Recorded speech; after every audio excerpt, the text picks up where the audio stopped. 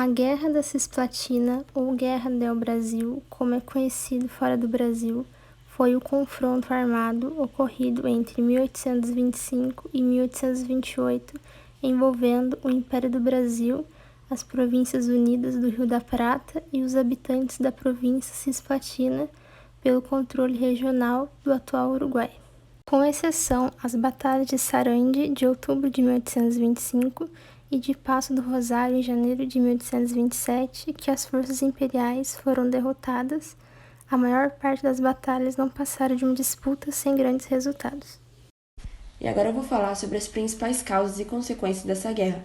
O Dom Pedro I alegava que aqueles territórios eram de sua mãe, Carlota Joaquina, que era irmã do rei Fernando VII da Espanha, mas os habitantes locais contestavam essa pretensão de Dom Pedro. E além disso, boa parte da prata andina era escoada pelo estuário do Rio da Prata, o que, para além dos interesses econômicos, seria uma solução para fortalecer a autoridade do imperador Dom Pedro.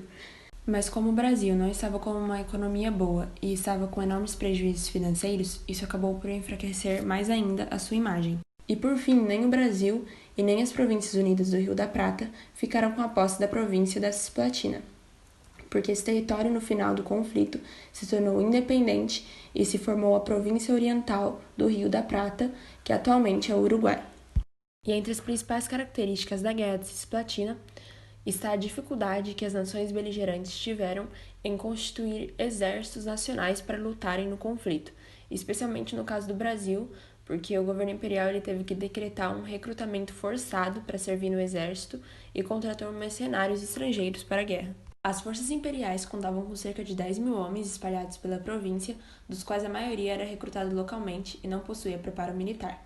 E, enquanto isso, as forças das Províncias Unidas do Rio da Prata iniciaram as investidas com um exército de pouco mais de 800 homens, que é bem menos do que tinha no exército do Brasil, e eles estavam sob o comando de Juan de las Heras, que era o governador da província de Buenos Aires. Mas a população uruguaia aderiu maciçamente às Províncias Unidas, o que fortaleceu o seu exército e assim o igualou ao exército brasileiro. Por outro lado, a Marinha do Brasil era muito superior, ela era formada por cerca de 3.000 marinheiros, com 1.200 mercenários ingleses, irlandeses e norte-americanos. A esquadra imperial era composta por canhões e canhoneiras e mais de 25 embarcações menores, e já a Marinha de Buenos Aires contava com canhões e algumas canhoneiras. Contexto histórico. Esse território é disputado pelas coroas de Portugal e da Espanha desde 1680, quando a colônia do Santíssimo Sacramento foi criada. Porém, a origem mais imediata do conflito surge em 1816, quando Dom João VI iniciou a incorporação do território. Em dezembro de 1825, o governo imperial declara guerra às Províncias Unidas. No ano seguinte, Juan Antônio Lavalleja e o general Carlos Maria de Alvear, no comando do exército argentino, cruzam o Rio da Prata e iniciam a conquista do território brasileiro. Em resposta, o Império envia tropas de voluntários e mercenários para combater os cisplatinos. Por fim, em função da pressão britânica e francesa para o fim do conflito, o Império do Brasil e as Províncias Unidas do Rio da Prata assinaram a Convenção Preliminar da Paz, em 27 de agosto de 1828, no Rio de Janeiro, reconhecendo ainda a independência da recém-criada República Oriental do Uruguai. Enquanto isso, o impasse permanecia e a colônia do Sacramento, bem como Montevidéu, continuavam sob o domínio brasileiro.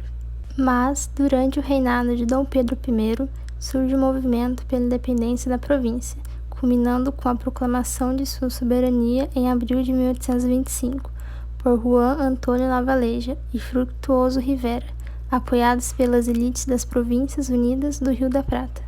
Assim, enquanto as forças imperiais venciam as forças republicanas, na Batalha de Monte Santiago, em 1827, Fructuoso Rivera tomava de assalto o território dos Sete Povos das Missões, em 1828. Por sua vez, em julho de 1821, a província Cisplatina é anexada oficialmente ao Império. Por outro lado, a batalha naval com o bloqueio a Buenos Aires enfraqueceu gradualmente as forças das Províncias Unidas, apesar de suas embarcações menores serem capazes de furar o bloqueio para enviar suprimentos aos uruguaios.